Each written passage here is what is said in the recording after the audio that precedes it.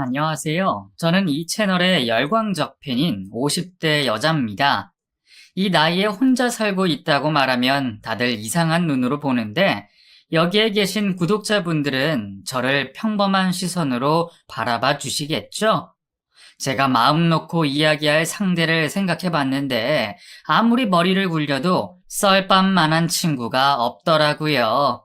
저에겐 20년이 지나도 잊히지 않는 무섭고 끔찍한 기억이 있습니다. 전 남편과 시댁 식구들이 저에게 벌인 아주 큰 사건인데요. 항우울제를 10년 넘게 먹으며 그날의 기억과 감정을 겨우 잊었답니다. 때때로 제가 겪은 일을 꿈에서 보긴 하는데 이제는 금세 회복이 되어서 일상에는 큰 지장이 없네요. 이렇게 말하기까지 꽤 오랜 시간이 걸렸지만 이제라도 친구가 되어줄 여러분께 털어놓고 싶답니다. 그럼 어떤 일이 있었는지 몇 자 적어볼 테니 여러분들이 공감하시며 들어주셨으면 좋겠어요. 저는 많이 가난한 집에서 나고 자랐습니다. 제 또래분들은 아시겠지만 시골에서 살면 땅이 없으면 아버지의 얼마 안 되는 월급으로 많은 가족들이 입에 풀칠하면서 지내야 하는 게 현실이었죠. 사남 이녀 중에 막내였던 저는 언니 오빠들에게 거의 모든 걸 양보해야 했고 옷 한 벌 사본 적 없이 자랐답니다. 게다가 부모님께 사랑다운 사랑을 받아보지 못했고 언니 오빠들도 저를 귀찮아만 해서 애정 결핍이 아주 심했어요. 가족이 많지만 외로운 삶을 지내게 되었고 사춘기가 되었을 때는 가족들에게 크게 반항까지 했답니다. 그리고 17살이 되었을 때 천지개벽할 사건이 벌어지고 말았습니다. 시골에서도 조금 높은 지형에 살았던 저희 집이 산사태로 무너지고 말았답니다. 저희 남매는 모두 무사했지만 부모님은 무너진 집에서 빠져나오지 못해 돌아가시고 말았어요. 황망한 상황이었지만 저희 남매는 당장 먹고 살 길을 걱정해야 했답니다. 부모님 장례를 치르자 언니 오빠들이 모두 자기 살 길을 찾아 떠나갔고 저 역시 어린 나이에 먹고 살 길을 찾아 도시로 떠나야만 했답니다. 그렇게 시골에서 벗어나 서울로 와서 미싱사로 일하기 시작했어요.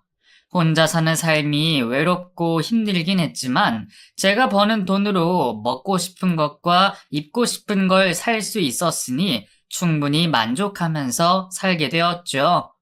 언니 오빠들과는 뿔뿔이 떠나고부터 연락은커녕 어떻게 사는지 소식조차 모르고 지냈답니다.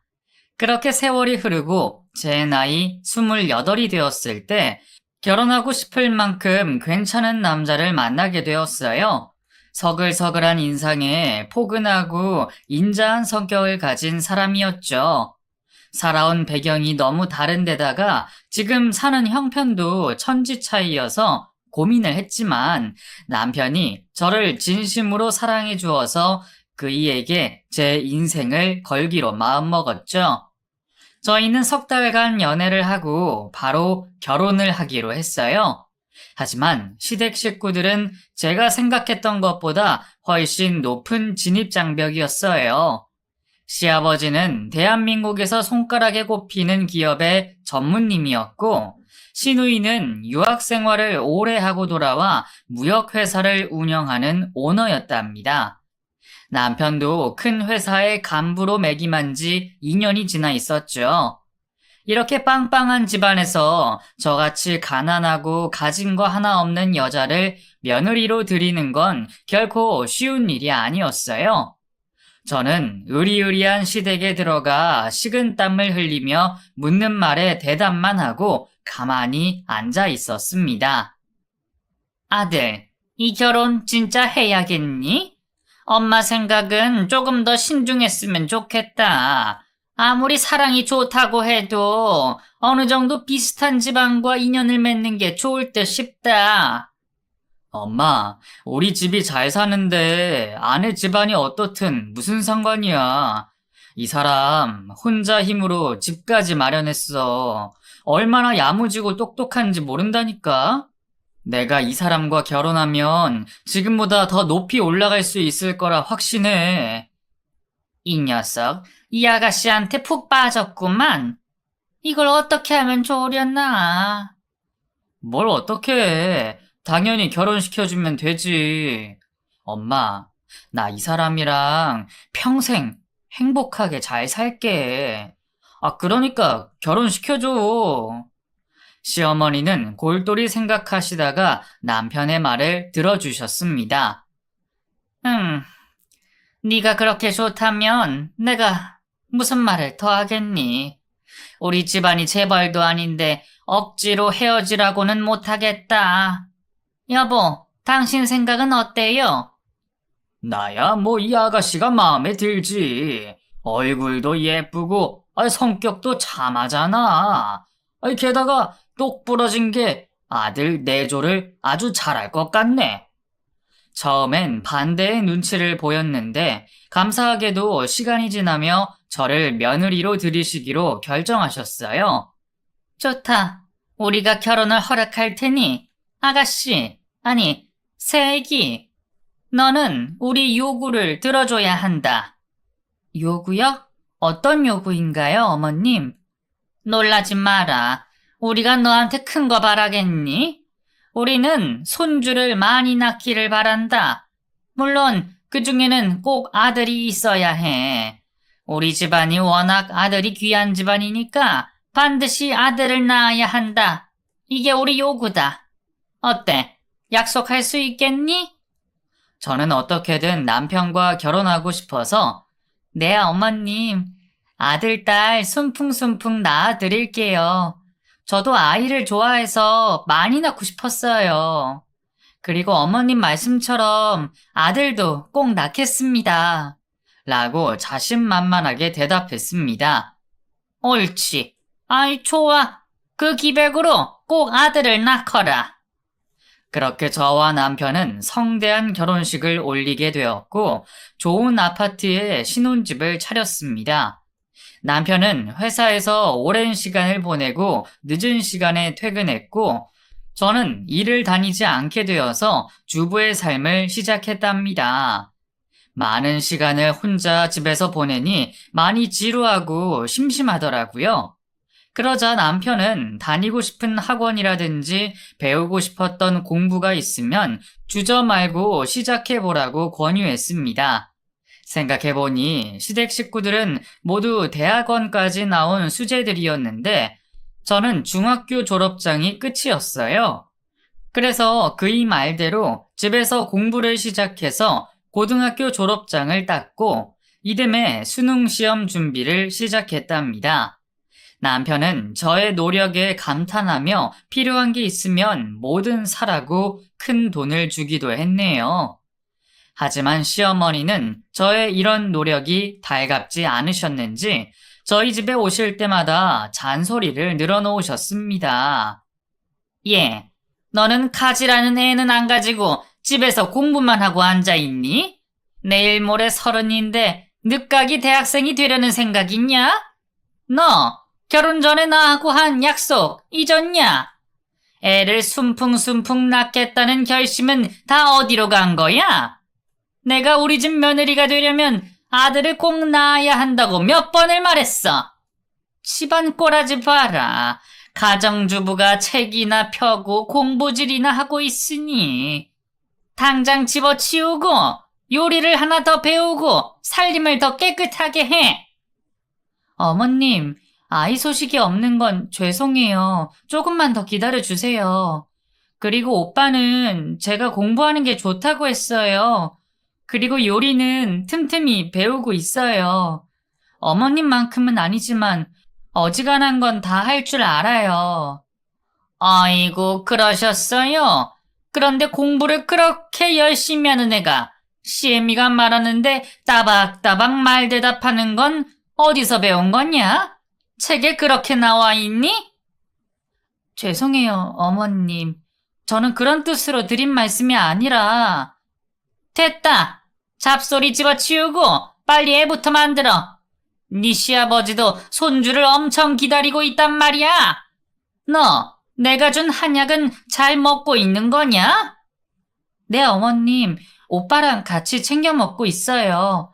그리고 저희도 노력 많이 하고 있으니까 곧 좋은 소식이 찾아올 거예요. 그때까지만 조금 기다려 주세요. 올해는 넘기지 마라. 나랑 네 시아버지가 눈이 빠지게 기다리고 있으니 분발하란 말이야. 알겠어? 네, 명심할게요, 어머님. 저는 시어머님 당부대로 공부보다 아이 가질 노력에 힘을 기울였습니다. 매일 임신하라는 잔소리를 들으니 공부도 손에 잡히지 않기도 했고요. 매일 밤 피곤함에 쩔어 있는 남편에게 그냥 자지 말라고 사정하다시피 하면서 밤을 보냈습니다. 하지만 그런 노력에도 불구하고 아이는 쉽게 들어서지 않았어요. 산부인과를 찾아가 뭐가 문제인지 검사를 받아봐도 아무런 이상이 없다며 더 기다려보라고만 하더군요. 끊임없는 노력을 해봤지만 시어머니가 경고한 1년의 시간이 지나갔고 제 상황은 많이 난처해졌답니다. 임신이라는 난관은 넘어서지 못한 저는 시어머님께 모진 말을 들어야 했고 죄인이 따로 없는 일상의 연속이었어요. 너, 몸에 무슨 문제라도 있는 거 아니야? 아니면 내 아들 만나기 전에 사생활이 문란했니? 네? 아니에요, 어머님. 그럴 리가요. 저는 오빠가 첫사랑이라고요. 그런데 왜 애를 못 낳는 거야? 개나 소나 낳는 애를 왜 못 낳는 거냐고? 가진 거 하나 없는 너를 받아준 우리한테 미안하지도 않니? 내가 허구한 날 찾아와서 애 좀 낳아달라고 사정을 해야 되겠냐고. 죄송해요. 면목 없어요, 어머님. 아휴, 마음에 드는 구석이 하나도 없으면 시부모 요구라도 들어줘야 하는 게 인지상정 아니야? 아들놈은 이런 게 어디가 좋다고 결혼을 쪼른 거야? 아우, 열나. 저는 고개 숙여 죄송하다는 말을 반복했고 조금만 더 기다려달라고 부탁의 말씀을 드렸습니다. 하지만 시어머니는 실망을 넘어 화가 나신 상태라 저에게 하지 말아야 할 말을 하셨어요. 이래서 집안을 봐야 한다고 했던 거다. 애미애비 없는 것들은 하자가 있긴 마련이거든. 너는 가진 것도 없으면서 애까지 못 낳았으니 우리 가문에 먹칠만 하고 있어.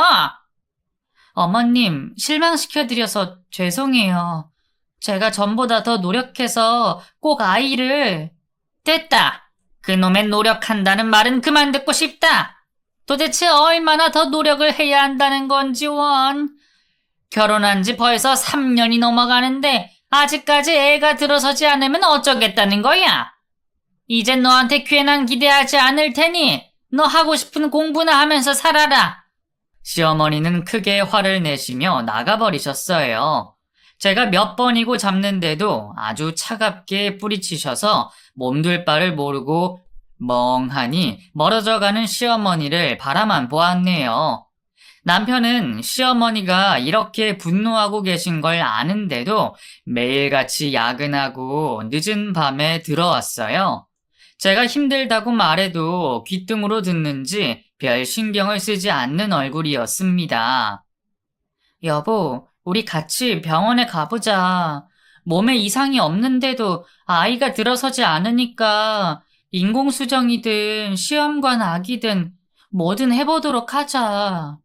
시부모님이 저렇게 아이를 간절하게 기다리시는데 우리가 너무 안일하게 있었던 것 같아. 됐어. 무슨 인공수정이야. 시험관 아기가 웬 말이냐고. 난 그렇게 억지로 만들어진 아이는 바라지 않아. 자연스럽게 아이가 생기길 원한다고. 당신이 요즘 스트레스가 심한가 본데 그냥 가만히 있어. 내가 엄마한테 다신 임신 소리 하지 말라고 할 테니까 신경 쓰지 말고 하던 거나 열심히 해. 어머님은 벌써 실망하셔서 연락도 없으셔. 화가 많이 나셔서 집에 오시지도 않는다고. 그러지 말고 오빠랑 내가 병원에 가서 아, 글쎄 싫다고. 왜 이렇게 말귀를 못 알아듣는 거야? 내가 병원 갈 시간이 어딨어? 그리고 돈이 썩어 나냐? 애 만드는데 비싼 돈 들이는 게 말이 되냐고? 다른 여자들은 잘만 임신하더만. 바쁘니까 귀찮게 하지 마. 여보, 무슨 말을 그렇게 해? 나라고 임신하고 싶지 않겠어? 그런데 뜻대로 되지 않는 걸 어떡해? 이건 나만의 문제가 아니라 당신도 같이 짊어져야 하는 문제라고. 그만해라. 네가 임신 못하는 걸 왜 나한테 문제가 있다고 생각해? 그건 네 착각이야. 난 멀쩡하니까 괜한 소리 집어치워. 그러고 남편은 출근을 해버렸습니다. 그이도 저한테 실망한 건지 귀가 시간이 더 늦어졌어요. 자정이 넘어서 들어오는 날이 대부분이었고 아예 회사에서 자고 들어오지 않는 날도 있었답니다. 그런데 얼마 뒤 조용한 낮 시간에 퇴근해 남편이 들어왔어요. 저는 반가운 마음에 미소를 지으며 맛있는 점심을 차려주겠다고 일렀습니다. 하지만 남편은 기니 할 말이 있으니 자리에 앉으라고 하더군요. 무슨 할 말이길래 이렇게 진지한 거야? 혹시 선물이라도 주려는 거야? 뭐? 선물? 에휴, 진짜 무식하기 짝이 없네. 당신도 어머님 닮아가는 거야? 왜 이렇게 말을 막 해? 됐고. 당신과 나 말이야. 여기서 정리하는 게 좋겠어. 정리? 무슨 정리? 또 말귀 못 알아듣네. 이혼하잔 말이야. 갑작스러운 남편의 말에 매우 당황했습니다. 괜한 농담을 할 사람이 아니어서 지금 하는 말이 진심이라는 걸 알 수 있었죠. 갑자기 이혼이라니? 왜? 무슨 이유로? 설마 당신도 내가 아이를 갖지 못해서 이러는 거야? 그런 거라면 같이 병원에 가서 다른 방법을 찾아보자고 말했잖아. 그게 원인이라고 볼 수 있지. 우리 부모님이 유일하게 요구한 게 애를 낳는 건데 그걸 못하고 있으니 이 결혼이 유지되는 게 말이 안 되잖아. 어쨌든 난 벌써 여자 생겼어. 그리고 내 아이를 임신했다네. 당신처럼 몇 년 동안 노력 안 하고 한 방에 임신했다고. 그러니까 너랑 이혼하고 그 여자랑 재혼할 생각이야. 게다가 그 여자는 당신과 달라. 부잣집 가문에 배우기도 많이 배우고 나이까지 어려. 또 엄청 예쁘다니까. 우리 부모님도 벌써 만나서 며느리 삼으셨어. 당신만 이혼 도장 찍고 나가면 끝이니까 그런 줄 알아.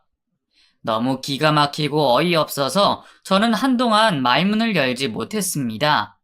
벙찐 얼굴로 한참 남편의 얼굴을 들여다보았는데 모두 진심 같았죠.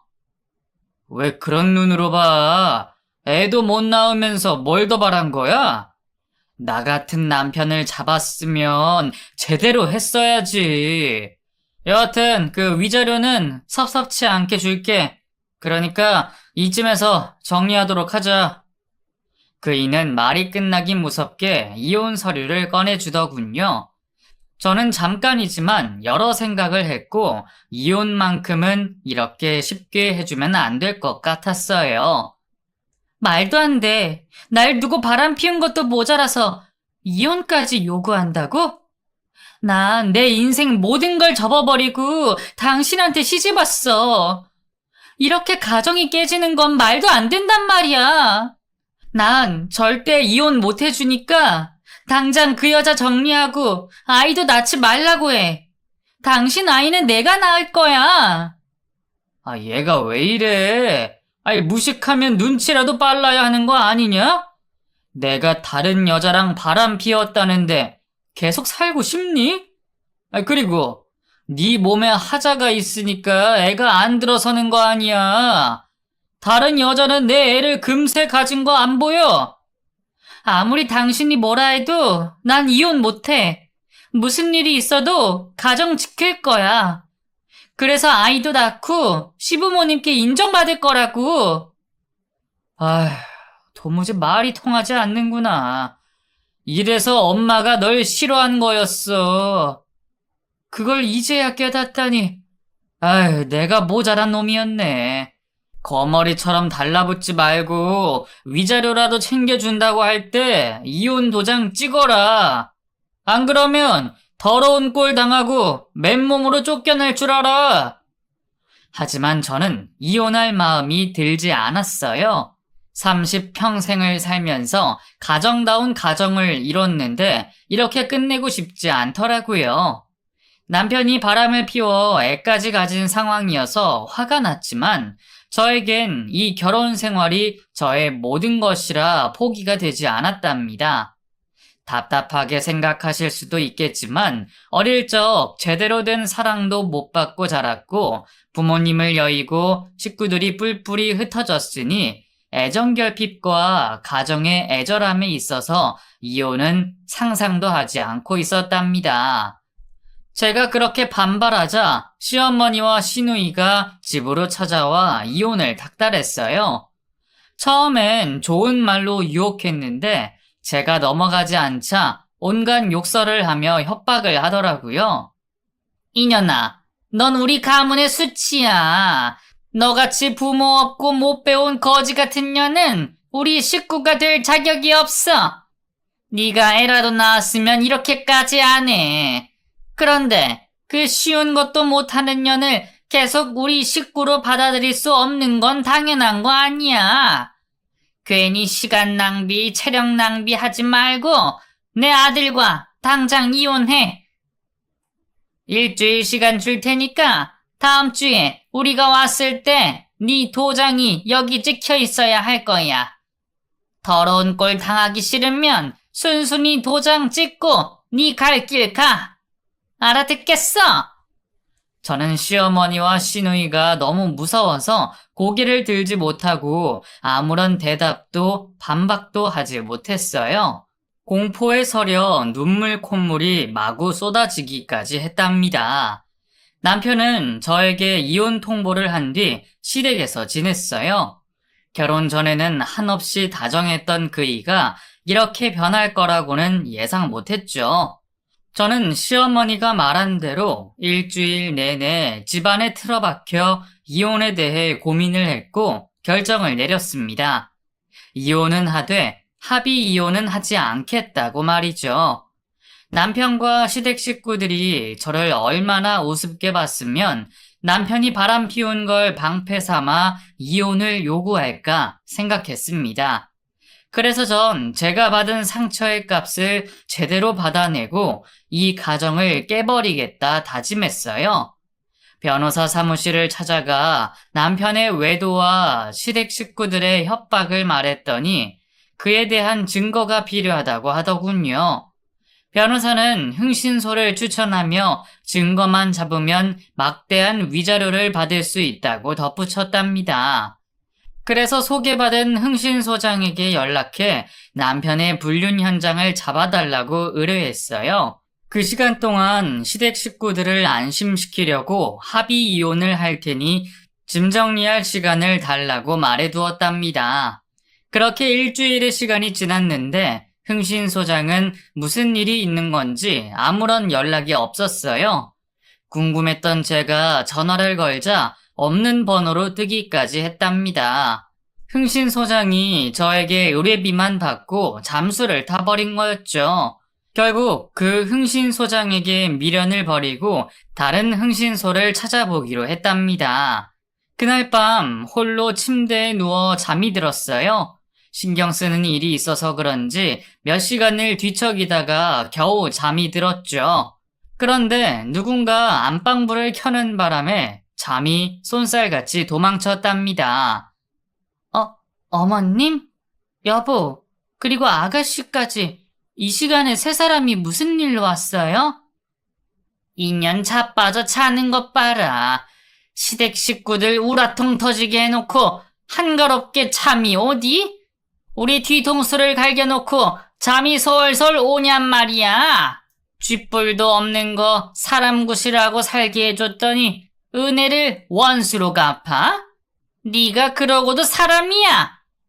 어머님, 그게 다 무슨 말씀이세요? 알아듣게 설명을 해주세요.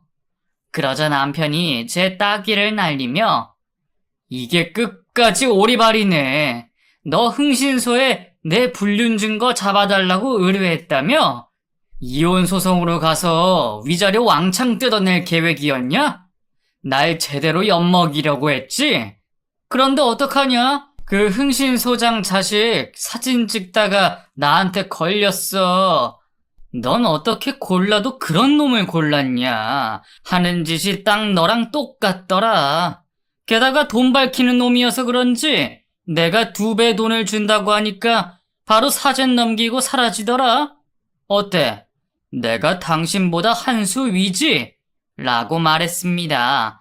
그제야 왜 흥신소장의 전화번호가 바뀐 이유를 알게 되었고 제가 계획했던 모든 게 물거품이 된 순간이라는 걸 느낄 수 있었죠. 당황한 제 얼굴을 본 시어머니는 제 머리채를 낚아채며 그러게 곱게 이혼할 것이지 왜 고집을 피웠어? 그것도 모자라 소송을 준비하다니 참으로 놀랍다 이년아. 난 네가 머저리라 생각해서 그런 일을 꾸밀 거라고는 상상도 못했다. 곰인 줄 알았더니 여우년이었어! 하고 소리치며 겁을 주었답니다. 그럼 제가 그렇게 쉽게 물러날 거라 생각하셨어요? 돈 몇 푼 쥐어주고 이혼하라고 하면 순순히 도장 찍어줄 줄 알았냐고요? 어머님 아들이 바람 피우는 제대로 된 증거 잡아서 소송하고 이 인간 회사와 아버님 회사에 뿌릴 생각이었어요. 내 인생만 끝장나면 억울하잖아요. 망할 거면 다 같이 망해야 공평한 거잖아요. 어쨌든 저는 합의 이혼 따윈 하지 않을 겁니다.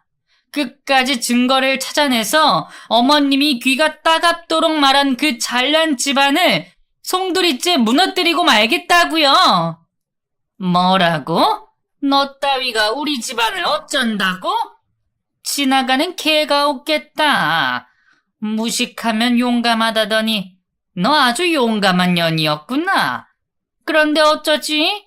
우리 집안은 아무런 타격을 받지 않을 거야. 이제는 네가 허튼 짓을 절대 할 수 없게 되었거든. 그게 무슨 말이죠? 저를 감시라도 하겠다는 건가요? 아니면 여기에 가두려는 겁니까? 분노와 공포가 섞인 목소리로 묻자 시어머니가 검지손가락을 흔들며 다 틀렸어. 조금 더 창의적인 생각을 해봐. 우리가 너한테 무슨 짓을 할지 말이야. 그런데 도무지 감이 안 오지? 이게 너와 우리의 차이라는 거야. 네가 아무리 날뛰어봤자 이 손바닥 위에서 노는 장난감에 불과하다고. 이제부터 네가 한 짓에 대한 대가를 치를 거야. 기대해봐. 라고 저를 조롱하더니 손가락을 딱 소리나게 튕기자 방 안으로 하얀 옷을 입은 남자들이 몰려 들어왔습니다.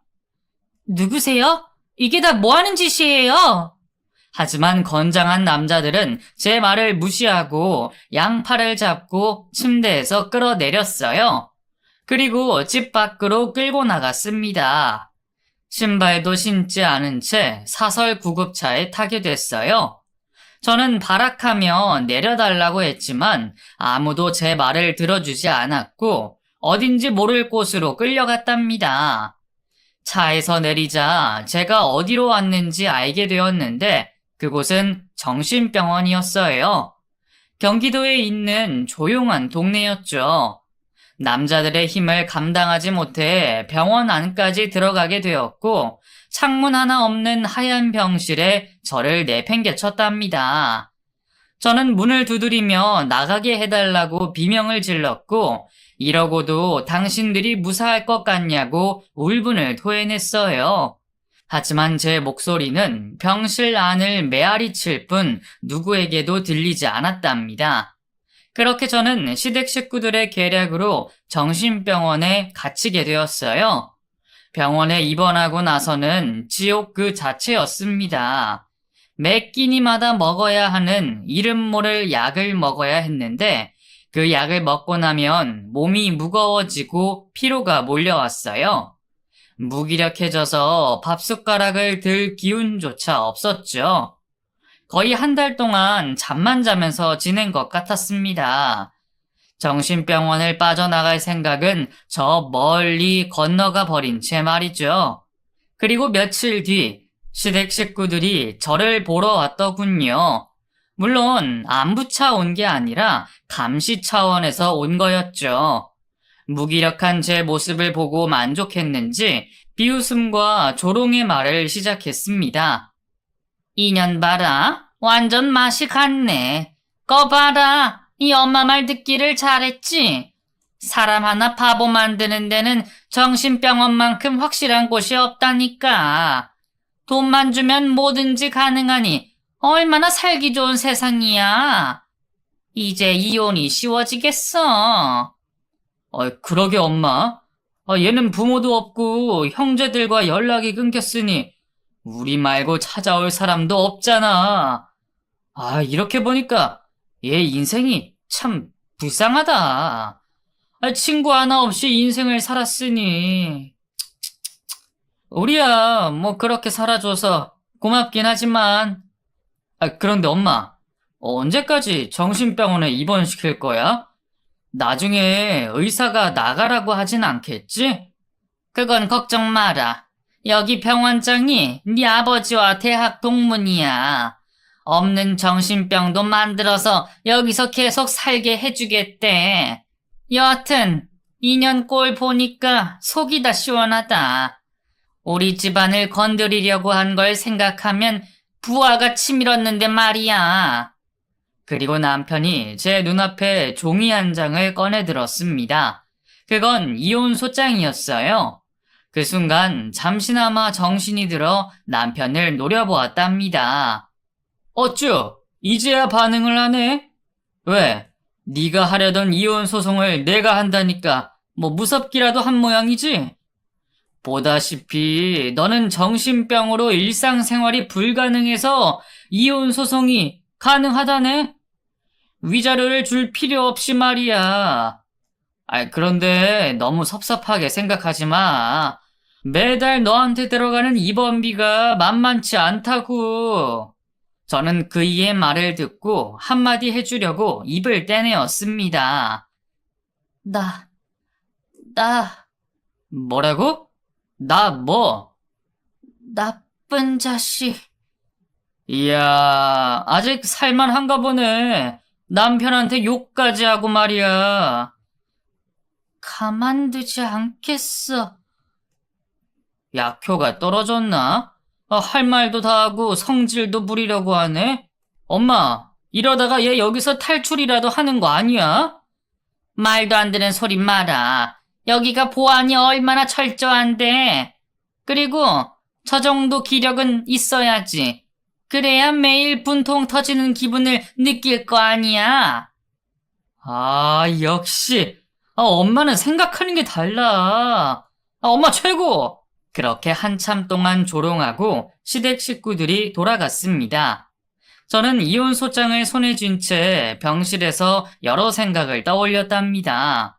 자꾸 잠이 와서 방해가 되긴 했지만 이대로 이혼을 당하면 복수고 뭐고 끝이라는 걸 알아 두 눈을 부릅뜨며 계획을 세웠어요.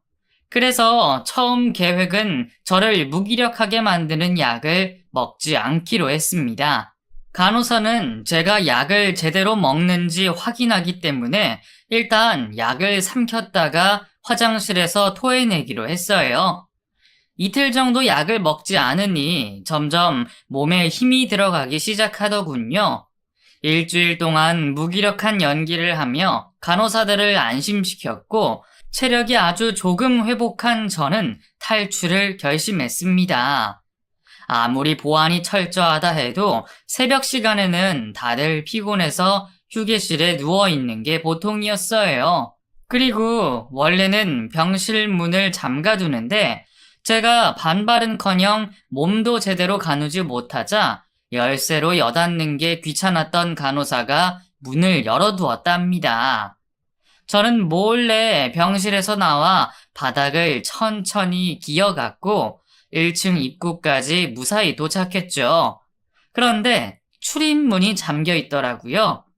1층에는 창문도 열 수 없는 통유리여서 빠져나갈 구멍이 보이지 않았답니다. 하지만 여기서 포기할 수 없었기에 주위를 둘러봤어요. 이윽고 빨간 소화기가 제 눈에 들어왔습니다. 저는 소화기를 들어 있는 힘껏 출입문을 향해 던졌고 유리가 산산이 조각나며 저의 길을 열어주었어요. 비상벨이 울리기 시작해 냅다 뛰기 시작했습니다.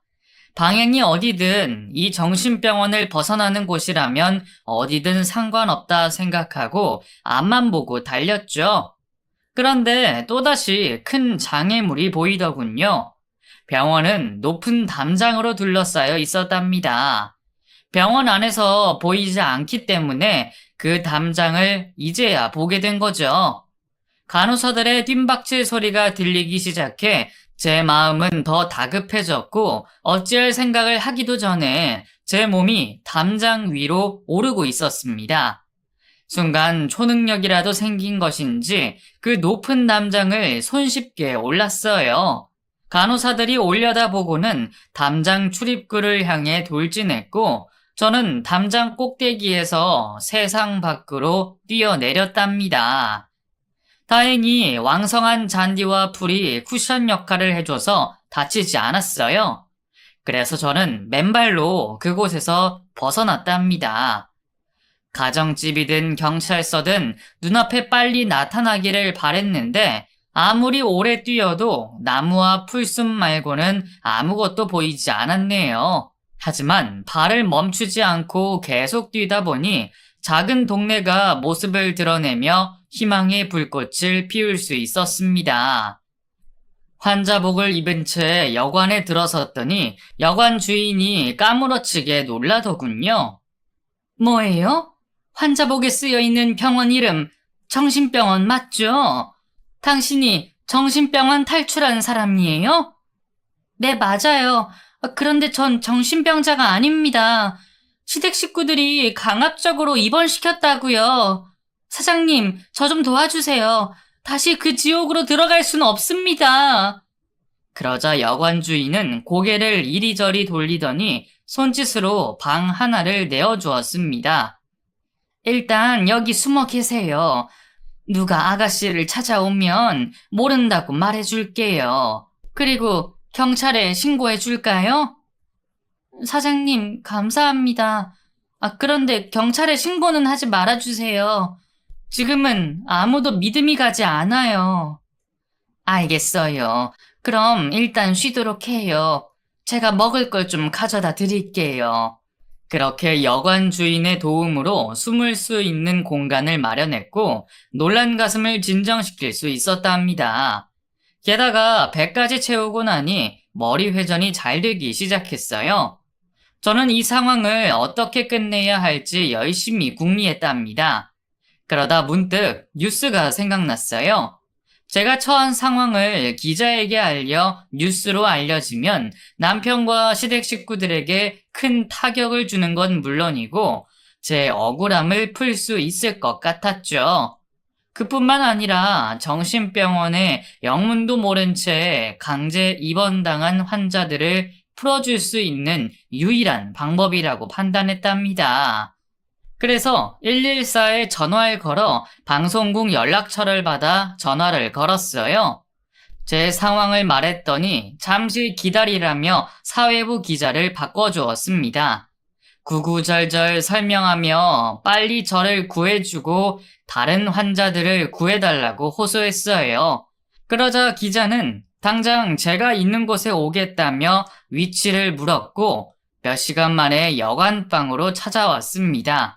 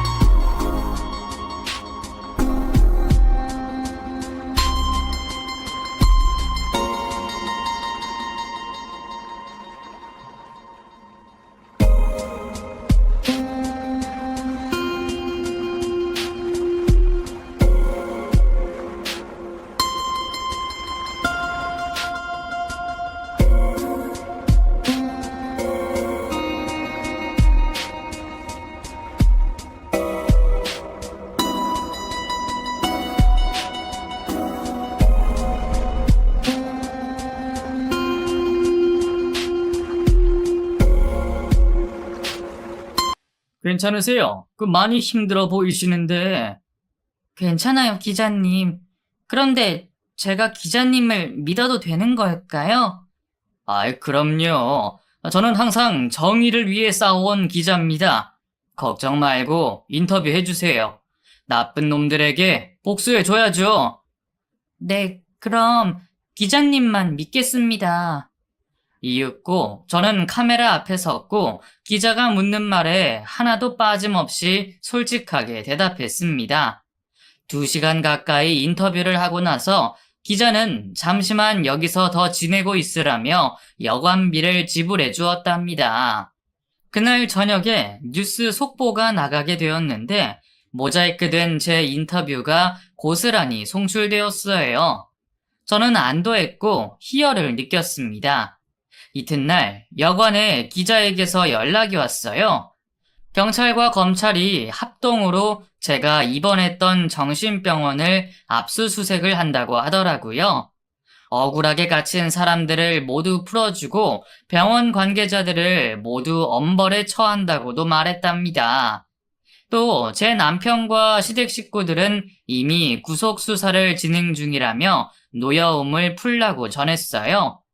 그렇게 텔레비전에서는 정신병원에 대한 심층 취재를 낱낱이 보여주었고 대한민국을 떠들썩하게 만들었습니다.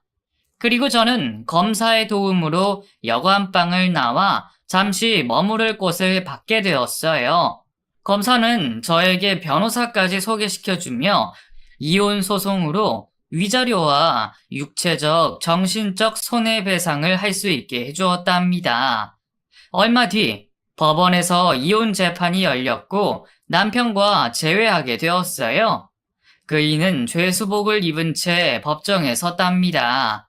저를 매섭게 노려보는데 한마디의 말도 하지 못하더군요. 이제야 누가 진정한 승리자인지 절실히 깨달았을 겁니다.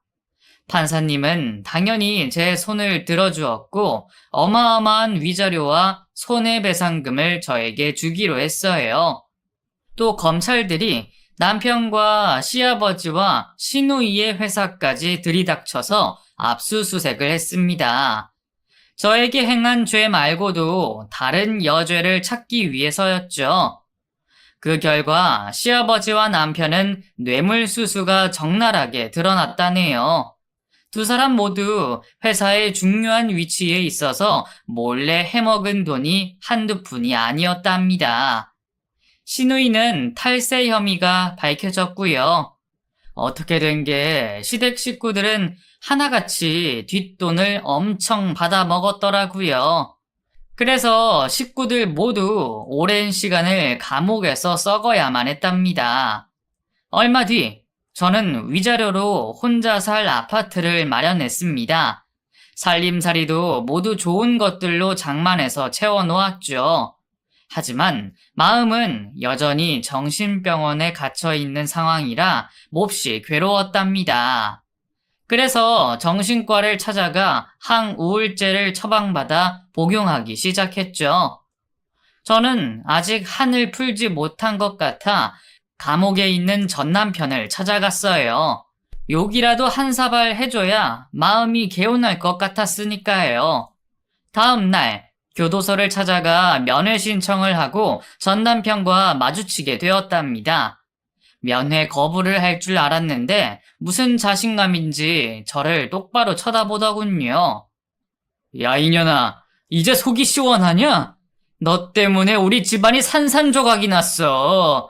너 하나 때문에 다들 철창신세를 지게 되었다고. 아직도 그대로구나. 반성하는 기미가 보이지 않네. 니들이 한 짓에 대가를 받는 것뿐인데 왜 날 원망하는 거지?